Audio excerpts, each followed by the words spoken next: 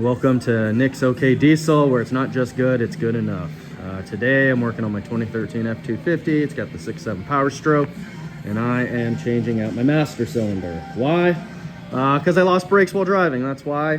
Basically felt like brake fade, pushing the pedal. There was like very little resistance. I had to pump it to get to stop.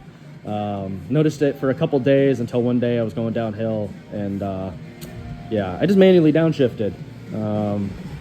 This has been a lot more of a pain in the butt than I thought it was going to be, and I didn't really see any good videos online, although I didn't really look too hard either. So I figured I could just post this a couple minutes and walk you through what I've done. So the master cylinder is just 2 bolts, 2 lines, and a electrical connector, which I didn't know was there until I pulled it out.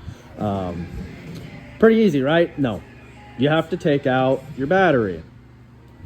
Sitting on the ground. You got to take out all them bolts right there that hold your battery tray in, which also happens to be connected to your degas bottle with all your coolant. You have to take off that hose right there. To do that, you got to drain all your coolant. I flushed this coolant about 5 years ago. I don't know how many miles, 50,000 miles or so. That stuff looks disgusting, so I'm gonna plan on doing that again here shortly, but coolant is expensive. So do all that, and then you have to disconnect. Yeah, you disconnect all these. Obviously your battery, I disconnected both batteries just to be safe. Just the negative on that one. What else? Fuel electrical connectors, you can see all of this stuff. So I'm like the 3rd owner on this truck, and there's like wires strung everywhere. I clean them up as I go, but it's just total dog crap. I also have this hose right here, that's for the CCV reroute. So that's just kind of folded up out of the way, and that gets tucked down under there. So you get all that, and you're like, all right, sweet, it should be easy to pull this thing out. No, it's not. So you have to move all of this stuff out of the way. And then, of course, the master cylinder goes right here. First off, ChatGPT is going to tell you wrong that it's like a hydro boost, whatever. That's only on like the bigger trucks, I think, like maybe the 450s. But if you've got that big black thing right here, the BBC, the big black can, then it is a vacuum boost.